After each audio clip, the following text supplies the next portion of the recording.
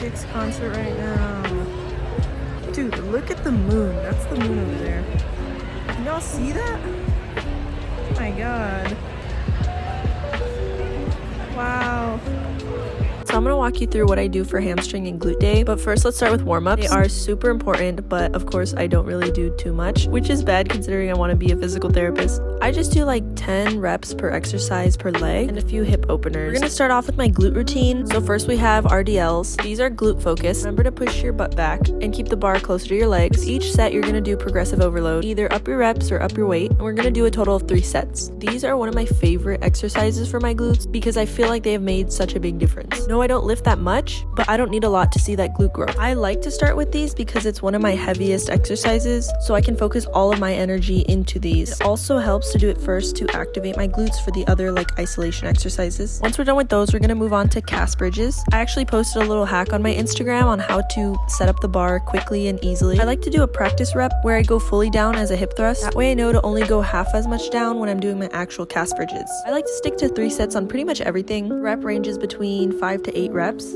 The heavier I lift, the less reps I'll do. So on my 3rd set, if I'm upping the weight, I'll only do 5 reps, for example, or I'll just go to failure. I actually noticed a pretty quick change when I switched to calf bridges. Next, we're gonna do some Bulgarian split squats. I actually do love these. When you learn how to do them right and can really feel them in your glutes, you actually start to love them because you feel like they're working. To make it more challenging, I either stand on 2 plates or I stand on something that elevates my foot a bit. This elongates your glute as you're going down. I actually broke the next machine somehow. Oops. I tried to fix it, but I kind of did. These are my last glute exercises. This is another isolation exercise, which means 3 sets on each leg. These have really helped my upper booty grow. Also like the upper side of my glutes. You know when you're standing in the mirror and you feel like you can't see any like side definition on your hips, and you can only see your glutes when you turn completely to your side? These have definitely helped me with that. So now we're gonna move on to hamstrings. I do RDLs for these, but this time we're doing hamstring focused. This is when you're gonna keep your shins vertical and just push your hips back. I honestly can't go too heavy with these. I just want to say that during my workouts, I do switch between my glutes and hamstring workouts throughout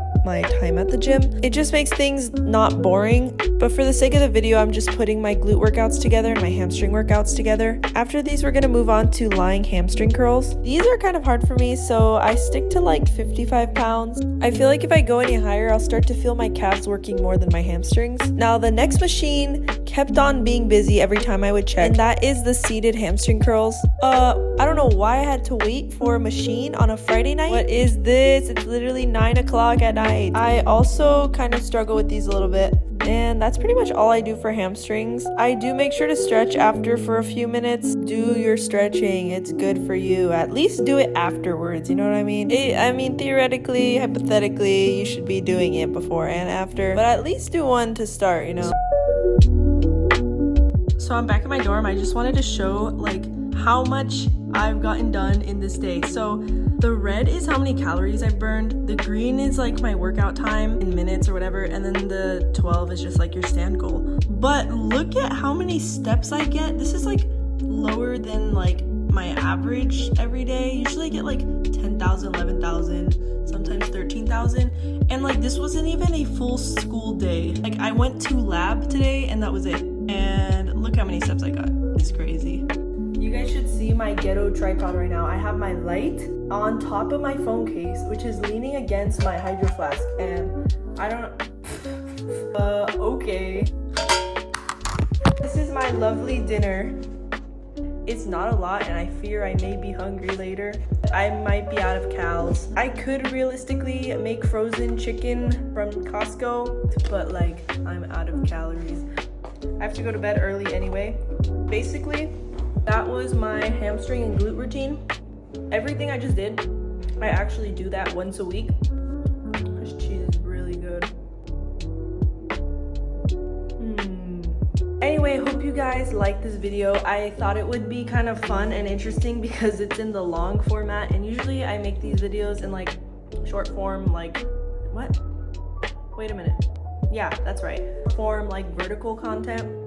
Okay, so I recorded this like a week ago, and for some reason sometimes my clips just freeze when I'm editing them. They just won't unfreeze.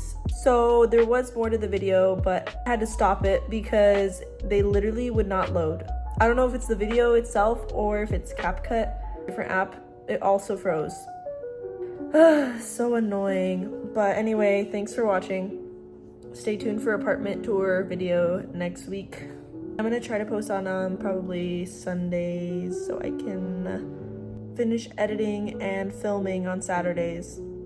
All right, I'm done.